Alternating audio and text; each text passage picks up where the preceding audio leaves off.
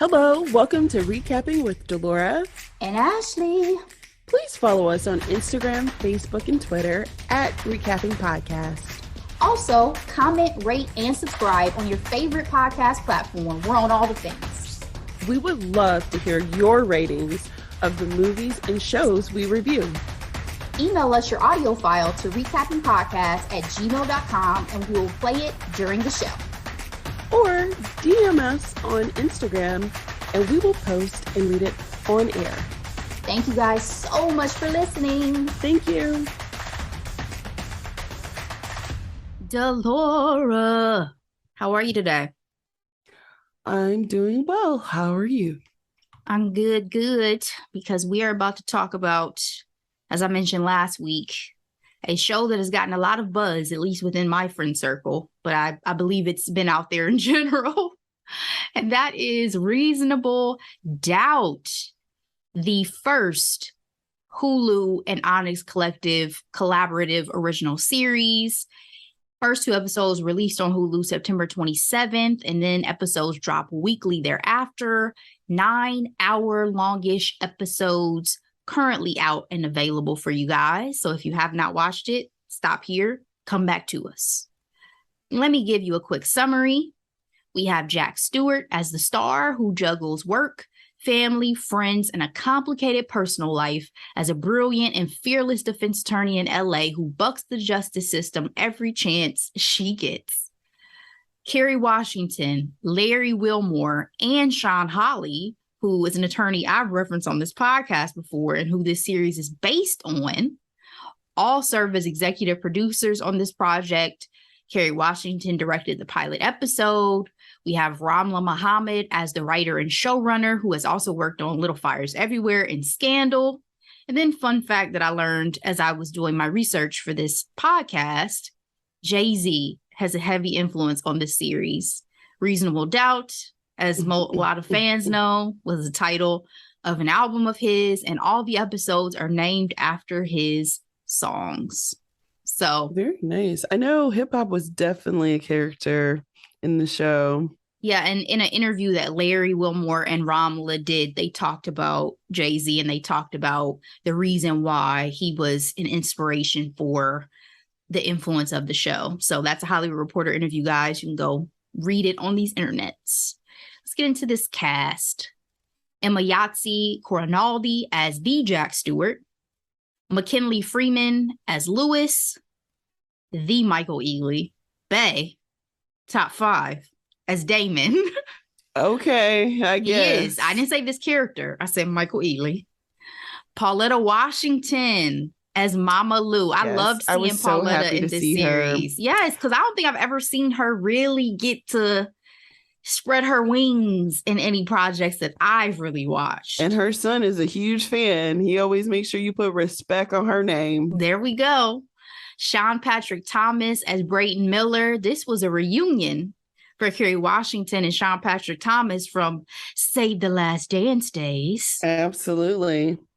Shannon Kane as Chanel, Perry Camper as Kalisha Moore, and Brooke Lyons as Sarah. The cast is a little more extensive, but those are some of the top tier characters we're going to be talking about and getting into. Reviews, Rotten Tomatoes, 100% critic score. 100%, okay? 72% audience score. 94% Google users gave this a thumbs up. Delora, what is your grade for the first season of Reasonable Doubt?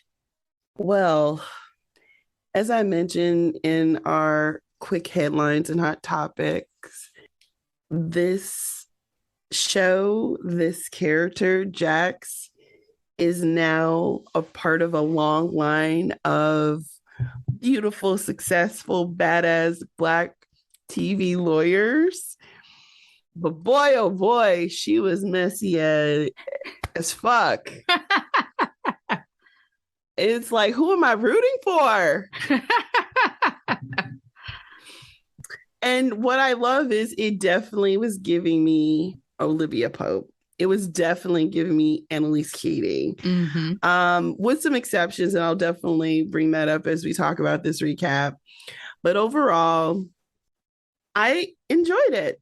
I am really good at solving these things, and I don't think I did it. I think I wasn't 100% sure. I guess I'll say that. So there was some twists and turns I didn't see coming, and so because of that, I give this a B. Okay. We're on the same exact page. I gave this a B as well. I agree that her life got quite messy. And I think that there's a lot of room for growth that I see with this series. Ooh, yes. From this first season. I don't feel like the formula is necessarily 100%, the sauce isn't 100% perfected just yet. I felt some of the growing pains of a season 1, but I am invested. I was invested after I saw the first 2 episodes that dropped. That's what kept me through the entirety of the season and all the Black excellence, of course. But I think there is a lot of room for growth after this first season. And so I give it a B. They did a great job of kind of the introduction into this world, introduction into Jax. But I'm interested to see how we expand in season 2, how we expand and what lessons she's learned from some of these shenanigans that happen in season 1. And are we going to see her follow a little bit of more of an Olivia Pope path where she has to get knocked on the head a few times before she kind of can pull herself away from certain things? Exactly. Or is she going to get it together a little bit quicker for the sake of them kids? Because I think even Kerry Washington said it on an interview on The View, is that's one of the biggest differences between Olivia Pope and Jax. Jax has kids. It's a consideration beyond yourself. And kids, and that's major. The partner, but with the children, I think that was intentional for her to have options. Obviously, we had to have a little drama, but it's the kids to me that grounded her character more in realizing no matter what's going on, I still have a responsibility beyond myself. So anyway, spoiler alert, guys, let's go ahead and get into the series. Let's go ahead and get into the good. And yeah, let's jump into the world of Jax Stewart, Delora. Episode 1, we begin with Jax being held hostage. We have no idea why. We have no idea where. We have no idea by whom. We flash back 6 months. So this whole first season basically is a flashback from this situation. She's a successful partner at a law firm in LA, but her ethics can be viewed as questionable. A high-profile client comes by the firm, almost billionaire, Brayton Miller. He's seeking an NDA from a woman, Kalisha Moore, who was an executive at his company and whom he was also having an affair. She's accusing him of sexual assault.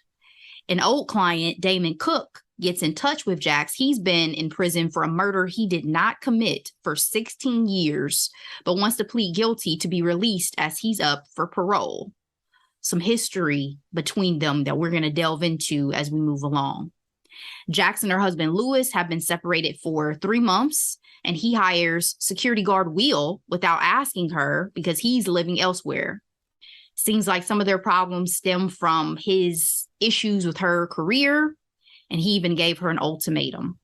The dynamics of their relationship sexually in this episode really threw me. We learn, as Jax does, that Kalisha Moore has been killed to end episode 1. So, Delora, give me your episode 1 thoughts as we get into this world and into this drama. Ooh, episode 1. So one of the things that I noticed right away that Olivia Pope and Annalise Keating, the more recent, famous Black women lawyers, what Jax has that they did not is a freaking sister circle. I was like, yes, friends. Yes, having connections with people and being able to literally let your hair down, be surrounded by excellence, and not completely wrapped up in men. Mm-hmm. That was something I really appreciated. I also love how she looked at the law. Again, giving me major Annalise Keating vibes where it's like, I don't care if you're guilty or not, but I'm always going to be able to look at this situation from 3 other angles, and it is what it is, because at the end of the day, my job is like whatever her job is, that's what the focus what the focus is. Does it right or wrong? Doesn't really matter. It's very lawyer. She's very much a lawyer. Very lawyer. I also loved how they highlighted what it's like to be the only woman, the only Black woman in a room full of white men, and how emotionally draining that shit is. Because it's always a smart comment about one of my favorite things is it's like, oh, that's why you get paid the big bucks. She's like, my check could be bigger. I was like, yes, sis, thank you. I feel like the writers definitely gave a lot of moments like that sprinkled throughout the series of showing our reactions after we've left the room, showing our reactions post those interactions that you don't often get to see. Like as soon as she left that, she got on the phone and she's talking to her mom, how's your day? How are things? Oh, just dealing with these white folks. Like that is legit something that somebody will say, you know what I mean? So it was very real in certain ways with the language that was used. But there were also times where I felt like they were overdoing that too. There were also times I was like, I don't know, but I get that y'all are trying to sprinkle realness of Black culture, language, and all of that throughout. So I appreciated that a bit as well. But, any other thoughts for episode 1? Yeah, Mr. Williams, what was his deal? Like the way he was talking to her partner and not her in that first interview. I was like, was he off put by her because she was using words like dope or, because at first, again, you know what it's like when it's a brand new show. 9 times out of 10, they're trying to find the tone. And I was like, I was also taken aback by the use of the N-word throughout the series in a way that I wasn't expecting. Because again, yes, our people use the N-word 9 times out of 10. I don't use it. My family does not use it with each other, but I can't say what they do with their friends type of deal. But with her interaction with Mr. Williams initially, I saw that she said, "What's up?" And then she said, "Dope." And I'm like, are you doing this because you feel like you had to be the Black person in the room and therefore he was just overlooking her? And it got to the point where it was just completely unnecessary and he was an absolute asshole. But I thought that was an interesting play in their first interaction.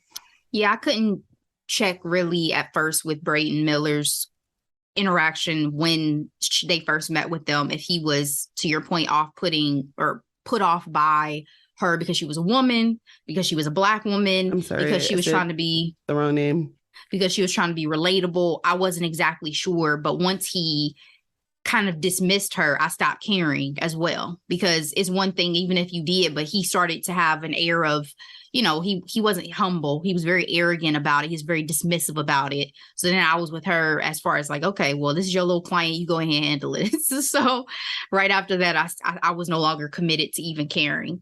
What do you think about her relationships with both Damon and with her husband in episode 1? With Damon, you absolutely knew something was up and you just didn't know what exactly, because I was thinking to myself, they're not going to let her have a thing with a former client, are they? He said, you love criminals, remember? And I was like, whoa. But it was the ultimatum for me with her husband. I'm like, what happened?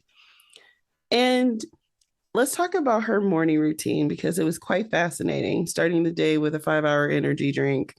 But then we see her get up on her own, and I was thinking, oh, she's a single woman. But then when you see that she has 2 entire kids and her husband right there, I was like, oh, what's going on here? This dynamic seems a bit off. You can definitely see the relationship or the connection, especially when they're at church. And I was actually kind of excited to see what that looks like. But then when they talked about the ultimatum, I was like, oh my gosh, what drove him to give her one? You know what I mean? And I feel like in the show, they waited a long time to really give us the explanation that we actually needed. But it definitely was a hook for my continued watch, for sure. I can't say I ever really felt satisfied with the Lewis situation. And I'll talk about that more as we get into things, because the whole ultimatum thing put me off immediately, put me off real quick. So Damon, definitely someone was cooking in the kitchen, hence his name being Damon Cook. Well, I also have in my notes when it comes to him is his eyes are so dangerous. Like, I feel like his whole demeanor, it was just, he had this, the voice is everything. This is why I love Michael Ealy, but you ain't got to bring it in this packaging of trying to come at your lawyer like this. But anyway, let's move on to episode 2. We see Jax playing defense between her firm and helping Kalisha's cousin in terms of her involvement in Kalisha's murder case. Jax ultimately sides with the firm and takes Brayden on as his lawyer. It was a whole lot of back and forth, and I'm not interested, and da-da-da-da-da. Did you agree with her decision to take on Brayden as a client? The ambitious side of me would say yes. It made sense. He's high profile. He's a Black man. He's about to be a billionaire. You're a criminal lawyer, one of the best. It'll be great for you. It'll be great for the firm. I get it. However, we know she felt some guilt at the end of the first episode when Kalisha called her out, and that obviously stuck with her. And to know that this woman is now dead and he is suspect number 1, I am surprised that she took him as a client. I felt like the only reason why she decided to take him on as a client is because she wanted to redeem herself from Damon. And so I think because of that, it clouded her judgment, and she should have followed her first instincts, because her first instincts were to reject him. Yes, that's a great point. I feel like you get that a lot in this series. Something happening in her personal life or vice versa impacting her professional one. And she's having human. A direct influence. Mm-hmm. Yeah. And that happens, but it was definitely, to me, the major arc between having Damon around and having this Brayden case was you were not able to save this Black man, this innocent Black man, from serving time. So let me save this other Black man from potentially serving time. If he said he didn't rape her, he said he didn't sexually assault her, as long as he doesn't lie to me, I'm going to take on his case. Okay. I never fully trust Damon, though.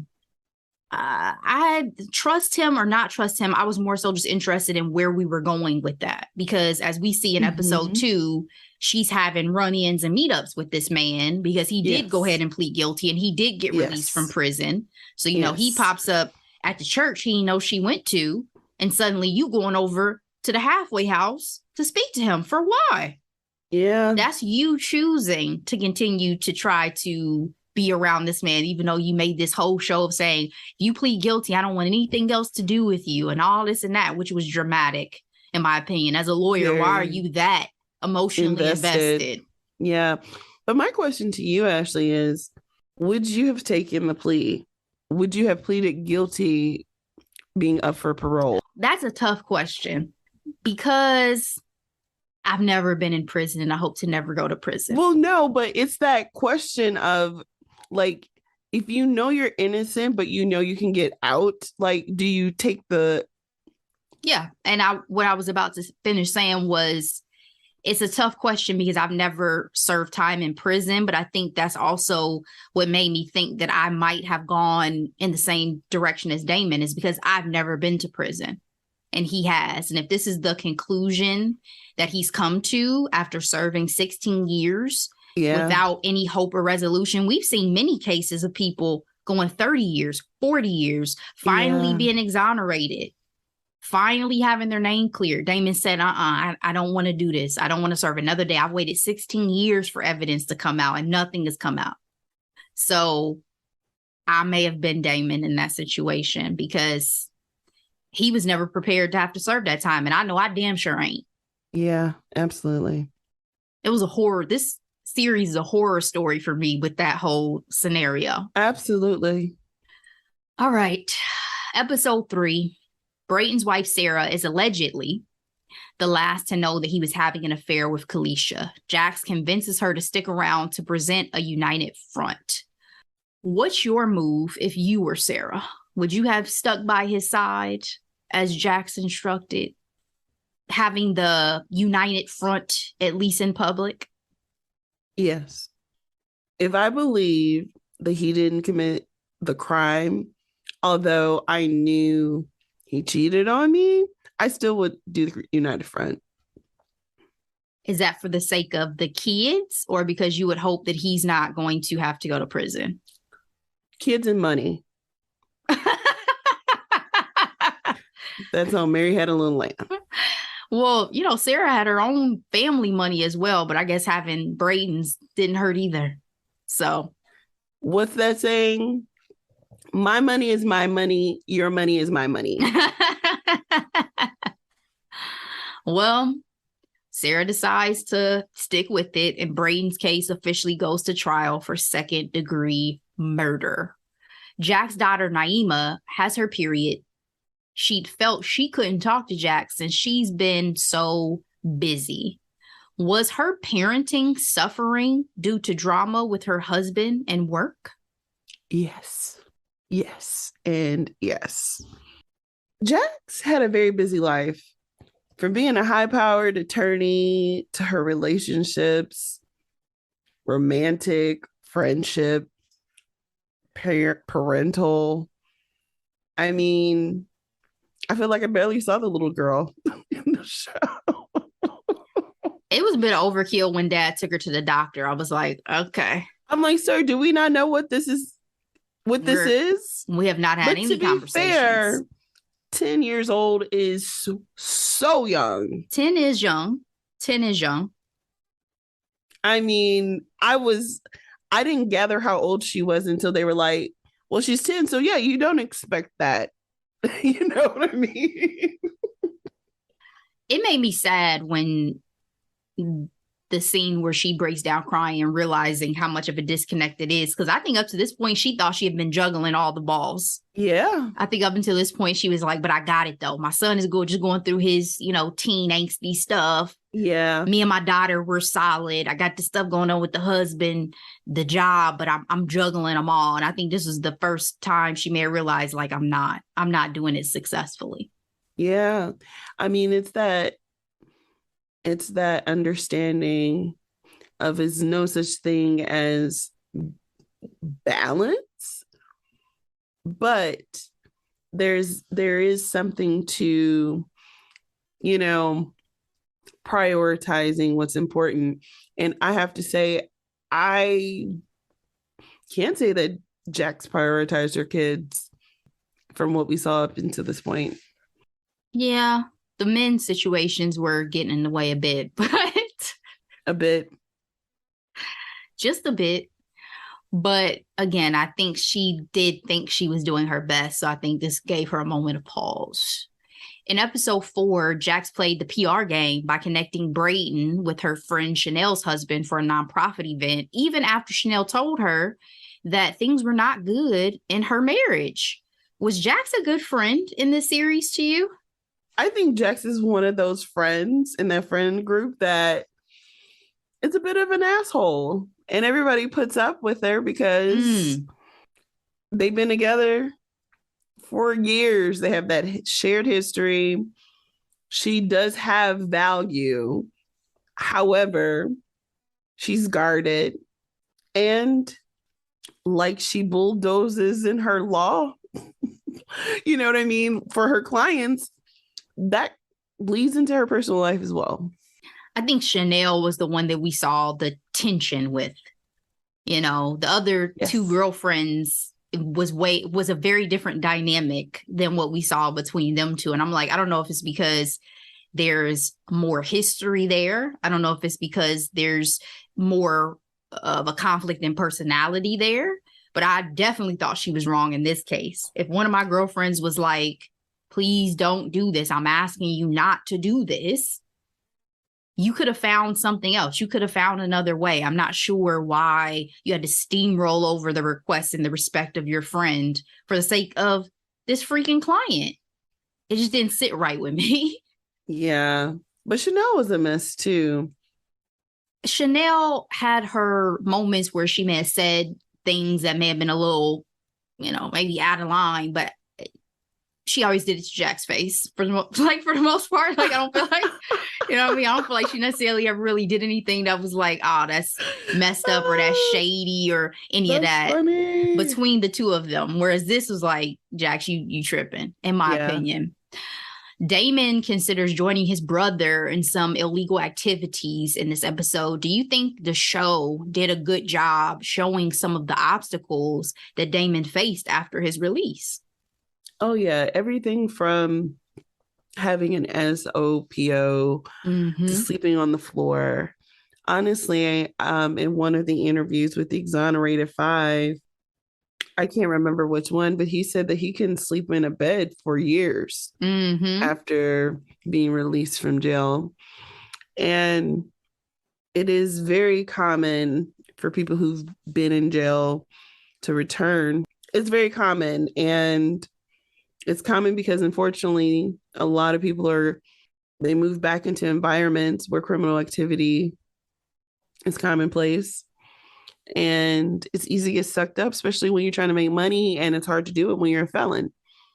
That part. So what was unique to Damon is that at least he had a job that was waiting on him because he had a family business that was already established that his brother had been able to take up, but he wasn't ready for the fact that his brother, in order to keep that family business running, had turned to illegal activities. Yes. So I think that was unfortunate because Damon was in my opinion, trying to be on the right foot, trying to do everything.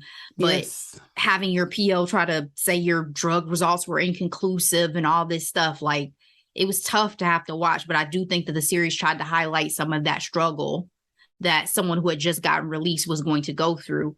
And as we see, there's additional mental health tolls that came with that as well that unfortunately are going to cause significant problems as we're moving on. So episode 5 is a flashback episode to 2007, and Jax stays as a public defender focusing on her case with Damon. He was accused of murdering a man by stabbing him in a bar fight. Jax got a bit too involved with her client, to say the very least. She up here having phone sex with this man from his cell. Girl, I was like, so we're going there. Okay. Okay. And as we already know, unfortunately, she loses his case. She ended up quitting her job as a public defender after, and had her meet cute, if that's what you want to call it, with future hubby Lewis after getting into a car accident with him. He lost his case. They both lost that case. Yeah, but his temperament lost him that case. But why? Talk about the jury, though. He was unprepared for cross-examination. Yeah, but let's also not forget that jury also wasn't giving him any, throwing him any bones either. Okay.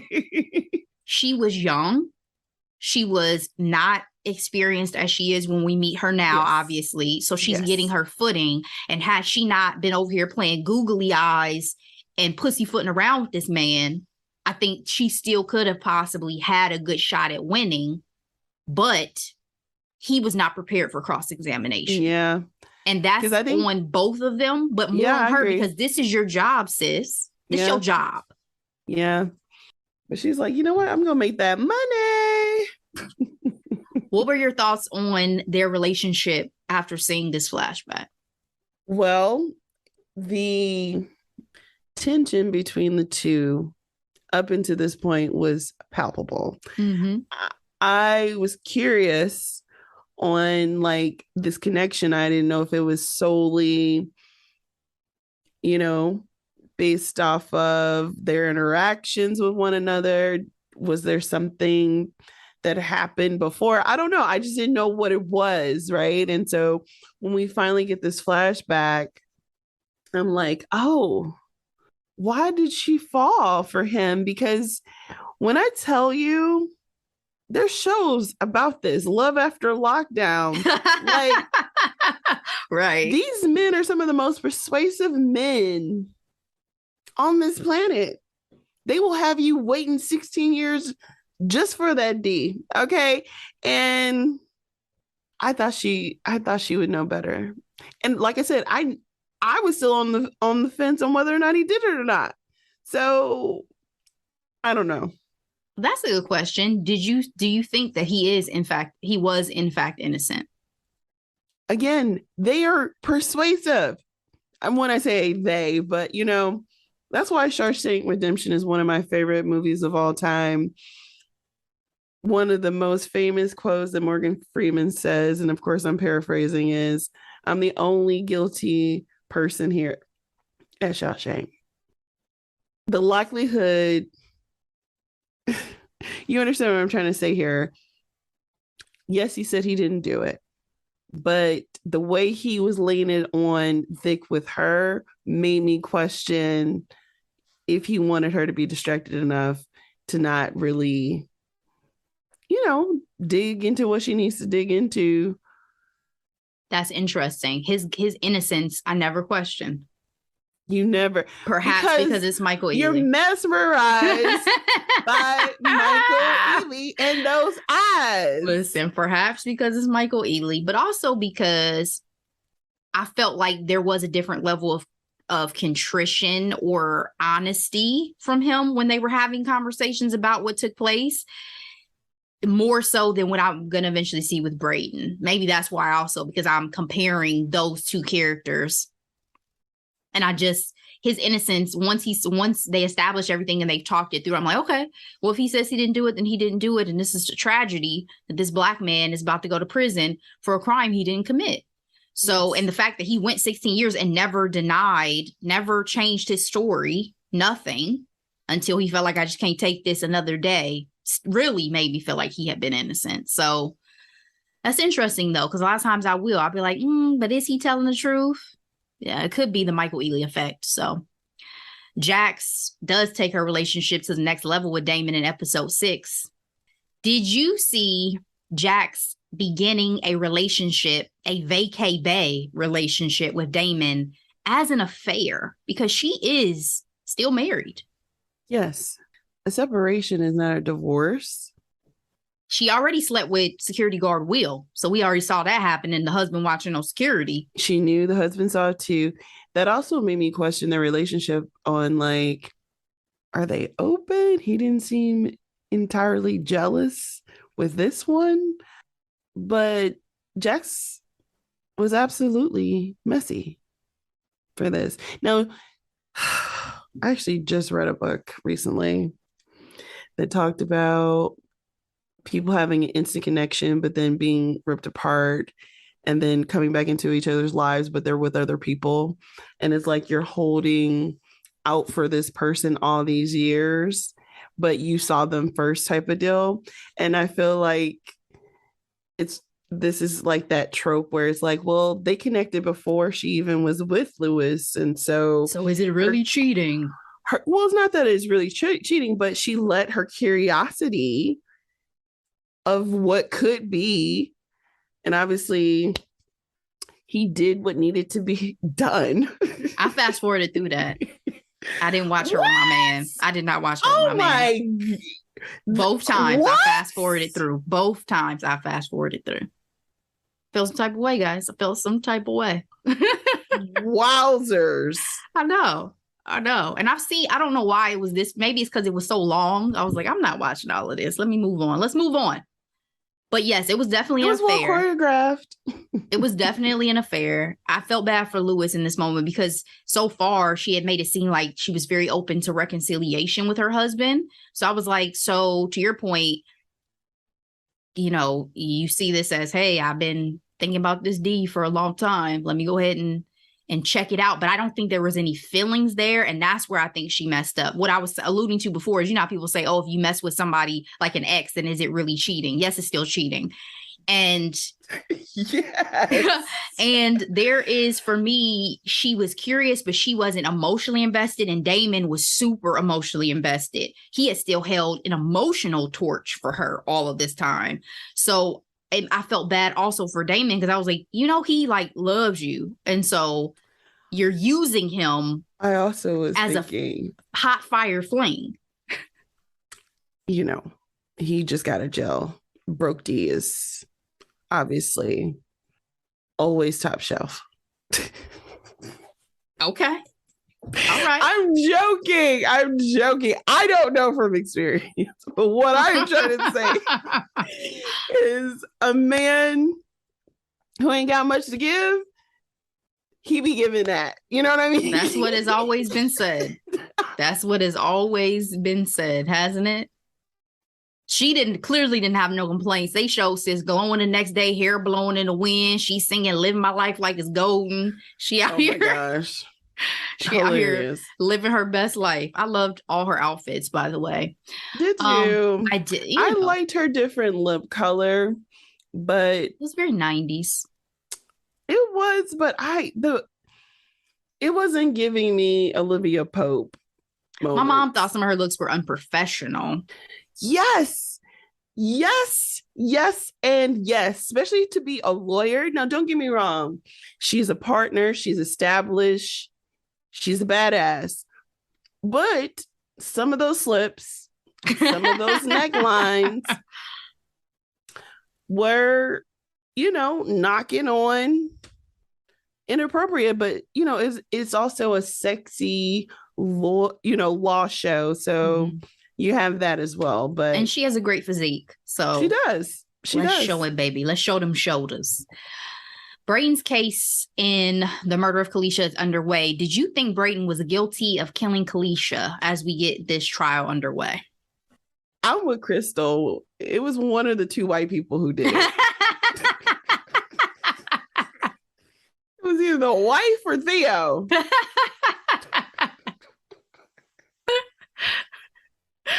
I thought it was Brayden because I just couldn't get past this whole sexual assault and the messiness of feeling like there was something unresolved and like off, and them not helping her with that and all that. I was like, I still feel like it's him. I still feel like something happened that propelled him to go ahead and kill her.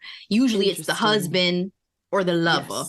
Yes. You know what I mean? But when it came to the wife, she was a little too cunning for me. And then Theo was so thirsty. Sarah was a partner too. Sarah was definitely cunning. It would not have surprised me. Let's put it like that. And I think the show did a good job of keeping you potentially guessing, because you had a lot of people who could have had reasons to kill Kalisha based on personal as well as professional grievances, right? Yes. Theo, to your point, Brayden's right hand, appeared to be trying to sell the company behind Brayden's back. When confronted, he supposedly had evidence that Kalisha was stealing from the company, and her whistleblowing was going to be that Theo undervalued the company in preparation for sale. This whole business got very convoluted to me. It did, but it's the quintessential blame the person who's not there anymore for your problems. And when he did that, I was like, of course, just let's blame the dead woman. Sure. Not just the dead woman, the Black woman. Theo showed such animosity for Black women in his statements throughout this series. Yep. Even the way he spoke of Jax, I was like, I didn't trust Rich either, because I'm like, so you just gonna take it? No pushback. He showed his ass a couple times, but it was more to me ego than it was racist. Yes. Theo gave me straight racist. I agree. Brayden's wife, Sarah, was trying to buy off Kalisha's husband with money and sexual acts. She'd known about the affair prior to being told and had sent damaging emails prior to Kalisha's murder. You already said that you saw Sarah potentially as a suspect and Theo potentially as a suspect. Was there anybody else midway through that you would have considered a suspect? Did you think maybe your husband? Did you think maybe your cousin? Did you think I never anybody thought else? her husband, but the cousin that she had some issues with, not the one that was rallying everyone, but the one. Her daughter. Yes. Yes, definitely. Episode 7. Damon takes his brother's offer to join in illegal activities for some extra moolah. He was also ready to let Jax go after realizing they were not on the same page in terms of what they wanted, but she continued her pursuit. He was ignoring her text. She sent him a letter. Lord. Lewis finds out about it and joins in some extracurricular activities after getting some advice from Chanel's piece of shit husband and an offer from a fellow mom at school. I called her in my notes the carpool hoe. She was definitely in pursuit, and she was not shy. But after seeing a threesome, I thought maybe Lewis was going to question giving her a call. Were you rooting for a reconciliation between Jax and Lewis? Were you hoping that these crazy kids would be able to figure this out? Yes, only because I'm reminded of Insecure. How it took that one episode with Lawrence and Issa on their date, walking around. It was like Natasha wrote and directed that. It was like that perfect rom-com moment. And my favorite episode of the series. I had the epiphany, like, we never got a chance to see them in love. Mm-hmm.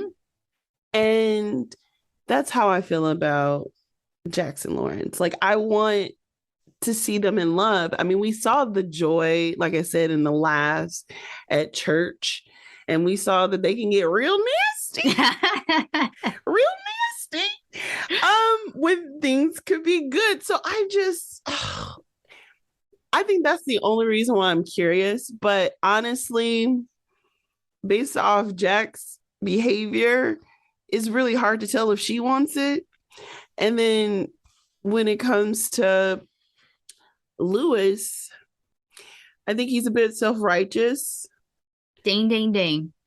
Ding, ding, ding. That conversation, I feel like I was Team Lewis for a while, despite the whole, issue of him giving her an ultimatum, because I really feel some type of way about that, about her career. I was still Team Lewis because I saw the love there. And I wanted it to work out for the sake of the kids and the family. And they were still able to have playful moments together, and they just have a vibe. They have a chemistry. But when he was having the conversation with Chanel's husband and sounding a little bit like an incel, and you had the other husband there as the voice of reason, I was like, I'm going to take that husband.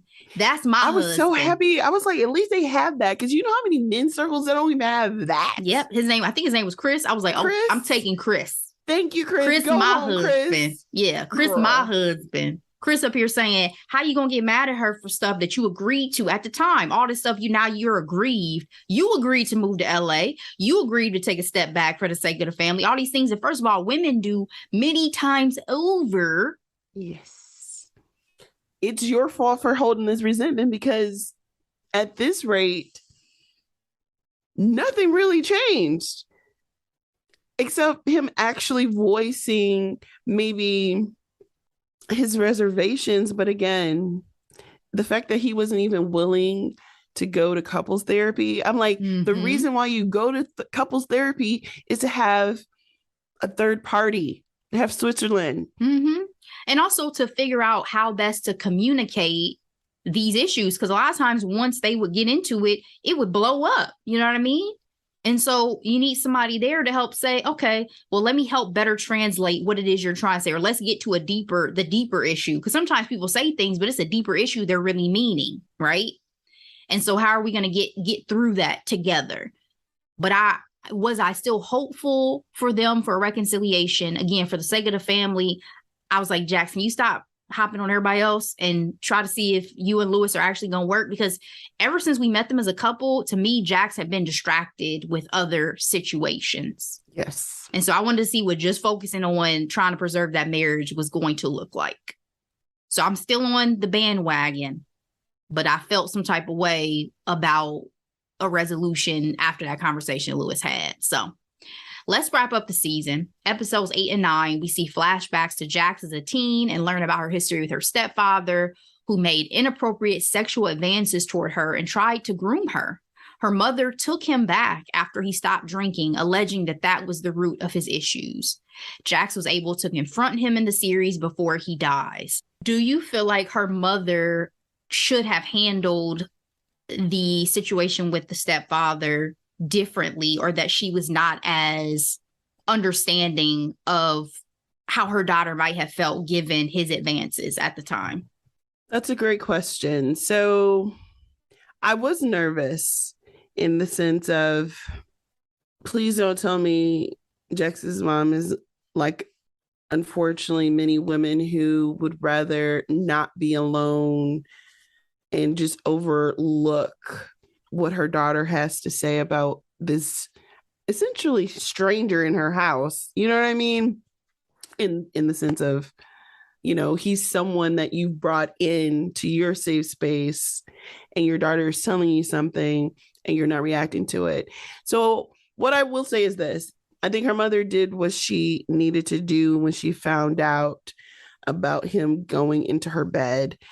I am saddened that Jax didn't tell her about all the other instances that led up to that moment.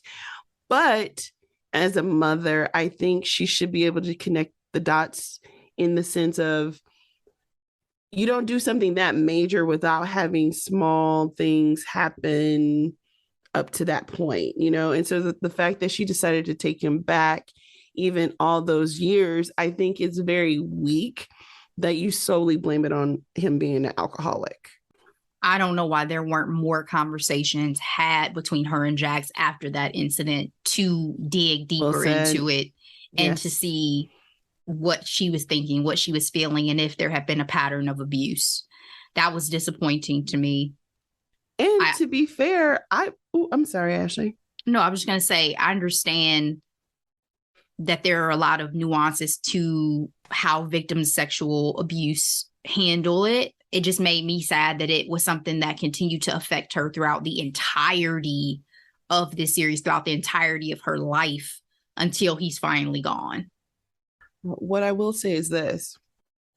It is something to single moms bringing in people into their lives, right? Like, there are creeps and pedos that actually look out for women who have children just for, you know, that situation. And I think it was important for her mom to be diligent. And it's also important for her mom to actually take the time to know why Jax was so distant. Like to your point, there should have been conversations had after that incident, but there absolutely should have been more conversations had when he re-entered their lives. Mm-hmm. And why is Jax just now threatening him on if he ever did anything to her daughter? I'm like, why did you let your daughter over there? Yeah. I know that was a big struggle that she had, and the reason why she never told Lewis about what happened, because she didn't want to eliminate them out of her life. But it's just such a struggle, and I'm sure it's somebody's story. I'm sure somebody can very much relate to this and relate to that dynamic between, well, this happened to me, but this is my family and this is the only family I have. And it's sad. Obviously, you see, she never let her kids spend the night over there. She was very reluctant to ever let them be alone in that situation, all of that. So I think she felt like she had put safeguards in place, but it was still a tricky situation to be in, and something that emotionally she carried that caused her to be the way she was. Yes. Jack's confrontation with her stepfather alerted her to Kalicia's killer. It was Braden. Killed her after she faux signed the NDA. When Jax confronted him, he even threatened Jax should she attempt to get in his way. He is an entitled man. He was a psychopath. Absolutely. It's flipping the switch. I always find that interesting in series where you see them flip from that version of themselves that's supposedly been a good guy to the reality of who they really are. We saw seeds of it. He was going to kill his wife for a minute when she came at him. Honestly, that's when I knew he was guilty. The way he intimidated her with his body, I was like, oh, he beats her. He absolutely did that shit. The level of aggression you hadn't seen just yet. So, unfortunately, Jax wins this case. But Brayton's financial crimes get him caught up to end the season. The discovery with help from Jack's crew. Damon spirals, loses Jax after beating down security guard Will, and loses his brother after putting Jax above him in the work they were doing. The kidnapping that began the season was thanks to Damon, but instead of killing Jax, kills himself. We end the season on a cliffhanger as Chanel calls Jax after seemingly killing her husband. Give me your final thoughts on this resolution of season 1. And then I'll get your predictions should there be season 2. My final thoughts.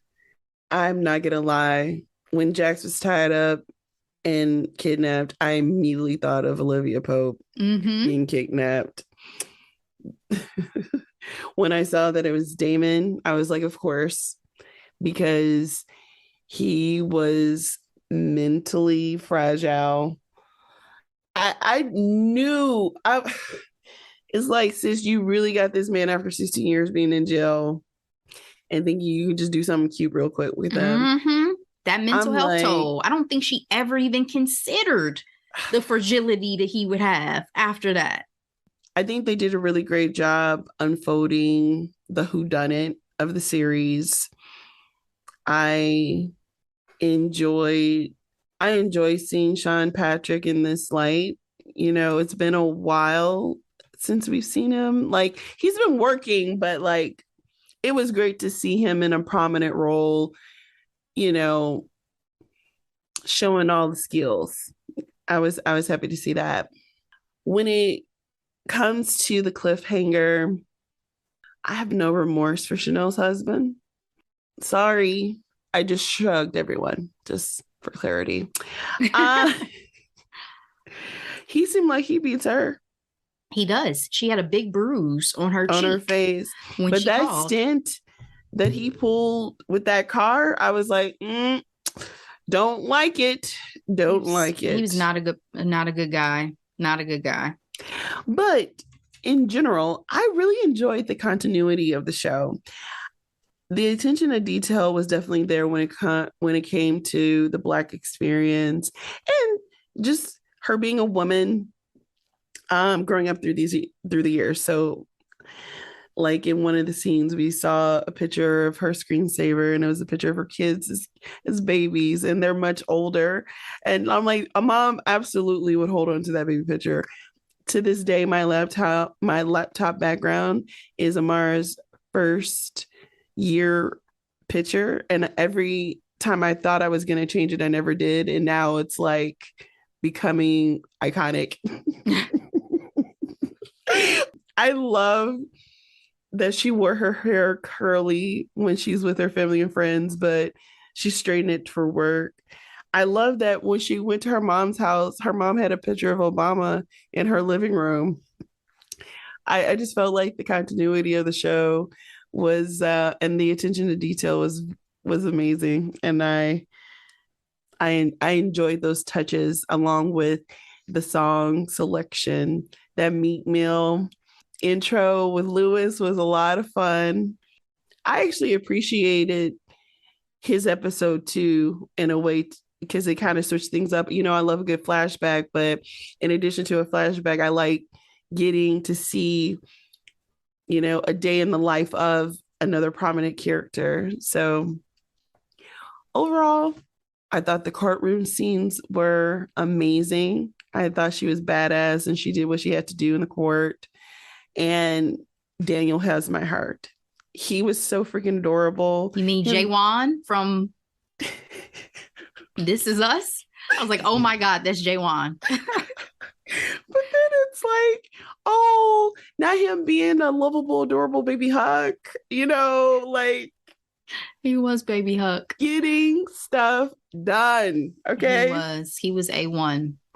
To your point about the hair, that I thought that was interesting, because I was like, by the end, when she goes to court for the verdict for Brayden's case, she wears her hair natural, pulled back with a lighter suit. And I was like, are we saying that something has been lifted off of her with these choices? Like, I felt like everything was very intentional with her hair and with her wardrobe. She wore a lot of black, all of this. And then suddenly she's got her natural hair out and she's wearing a light colored suit. Like, how intentional was that? It felt intentional to me when I watched it. But Damon's story broke my heart in this series. And that's not just because it's Michael Ealy. I'm totally serious. I just rolled my eyes, everyone. I'm totally serious. I felt like it was a horror story, and what happens to people who get put into the system and totally have their life changed forever. Yeah. And are not able to recover. I think he was so fragile when he came out. And not to excuse his behavior and the things that happened, I just felt like he needed a lot of support that was just unfortunately not in place for him. Yeah.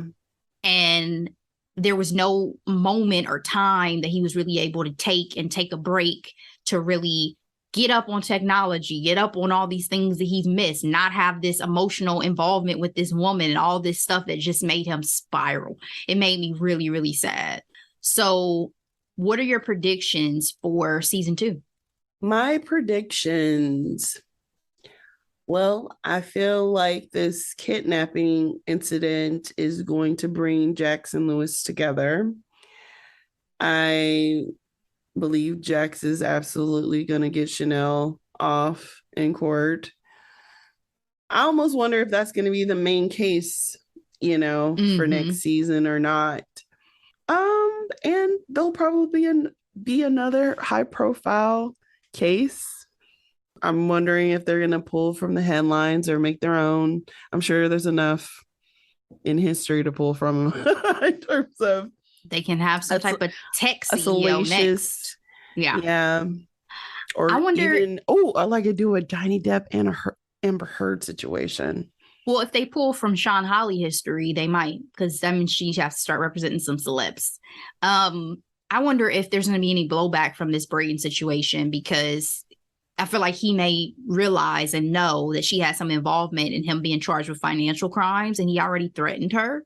So it's like, I wonder if there's going to be blowback with that in season 2. So I wonder if it'll be one of those series where it's like they'll just start off clean, but to your point, they could have that residual. And even if it's not in season 2, maybe it would be, see if they have a season 3, whatever. I just feel like that's not resolved yet. I don't feel like that's just done. I didn't feel like it was just a nail in the coffin just yet, because I feel like there's going to be something that comes. Oh, and they may do a mental health situation with Jax. PTSD over the incident. It was a lot. She went through a lot. All right, guys. Well, that is our recap of Reasonable Doubt Season 1. Thank you so much for listening. If you have any thoughts, feelings, opinions you want to put out there, feel free to hit us up. We're on all the socials. We're also over there on the YouTube. So hit us up. We love to hear from you. Delora, what are your hidden gems for this week, girl? Well, we have a shared hidden gem this week. The great Quinta Brunson sat down with the great, legendary Oprah Winfrey for a phenomenal conversation that's available on HBO Max. First of all, when I saw that it was announced, I was like, yes, yes, yes, yes, yes.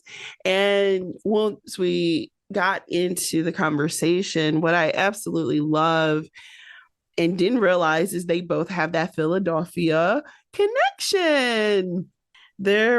Speaking of hidden gems, there were so many gems sprinkled throughout the whole conversation. Obviously, they're talking about the success of Abbott Elementary, which is a big deal considering Quinta is the head. She's not only the head writer, the producer, as well as the star of the show.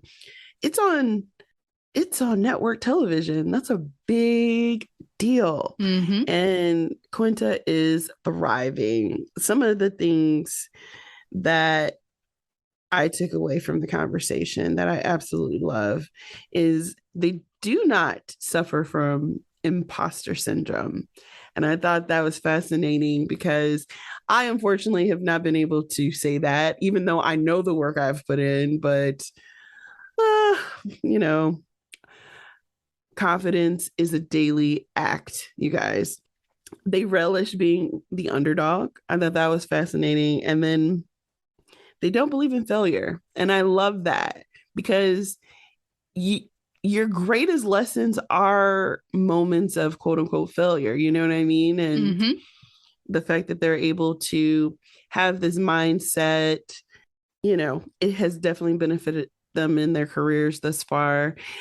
And then I absolutely love how Quinta says she was happy they didn't win Best Comedy. And I agreed with her on that. I said, as I was watching it, that I also felt like that would have put an extra layer of pressure that a freshman comedy series, any series, but a freshman comedy series doesn't need, because then I feel like they'll try to pigeonhole you and take away the opportunity for creative expression and, you know, playing around with different things and not having to stick to this very formulaic style that they had already kind of done. I was like, it's probably great, just like with Schitt's Creek, that they didn't win till their run was over, because then you don't have all that pressure as you're going into your sophomore season. Sophomore season is already going to be tricky. You already have a lot of buildup and anticipation of what it's going to be.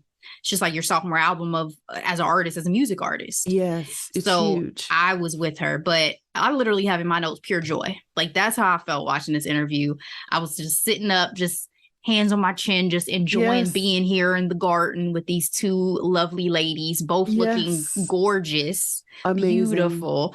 And I have not watched a lot of Quinta interviews, so I got so much just out of Quinta, seeing her disposition, seeing the way she articulates herself, seeing this dynamic play with her and the greatest interviewer of all time, Oprah Winfrey, and the bonding and the girl, I was 32 when I started my journey, and I know that this is what you're on, and I know how this feels, and just see that come full circle for her as being such a big fan.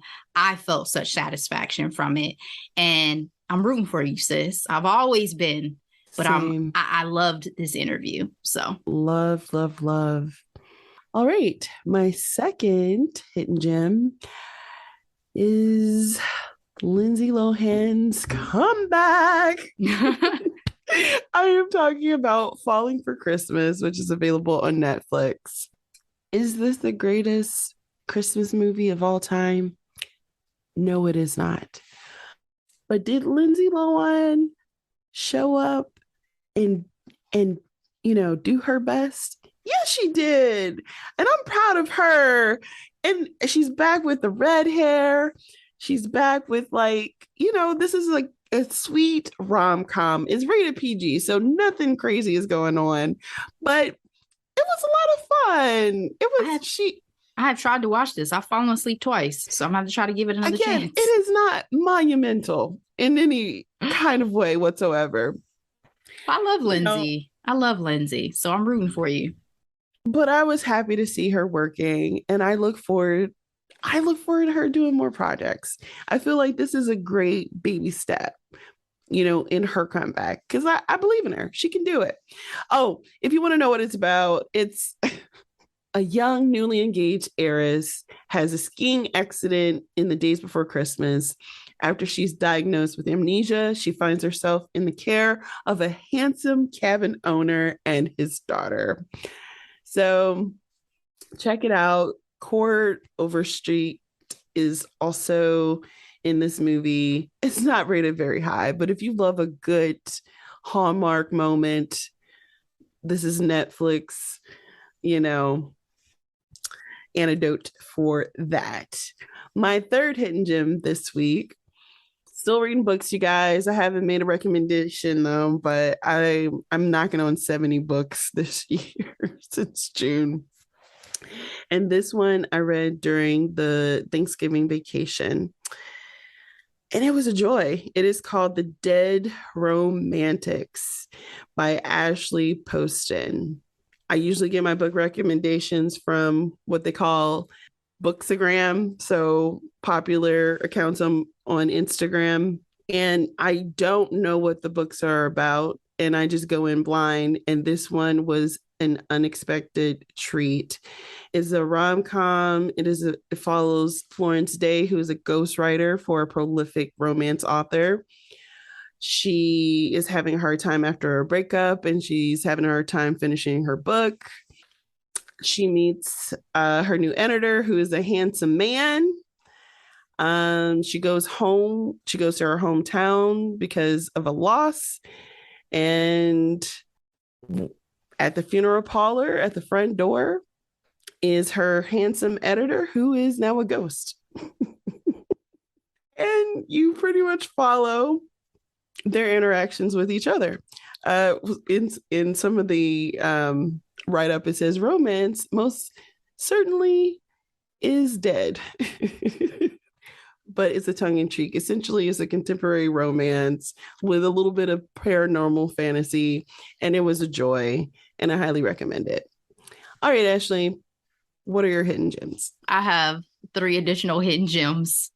My first one is Higher Learning interview with Jonathan Majors, available via Spotify as well as other apps and YouTube. I love this interview. I think, one, because I don't know that much about Jonathan Majors personally or how he grew up. Mm-hmm. And 2, because he's a fan of Higher Learning. And so they had such great chemistry with him, I think, because of that. And he was just open and warm and excited probably to chat with them. So it just made, in my opinion, for a really good interview. So it was only 30 some minutes. So it was an easy, digestible listen. He's quite awkward in other interviews too. I believe it. I mean, he still had a minute to kind of warm up, but once he really got going, I really enjoyed it. And I feel like they got a lot of information out of him and, a lot of stories that I don't know if he shared on any other platform yet. So I really enjoyed it. I may give it another listen because sometimes I really re-listen to their episodes twice.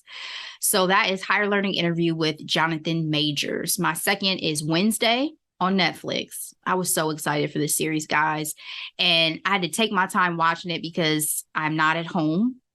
And there's other people who need to watch things on television. And so I caught spoilers on these internets.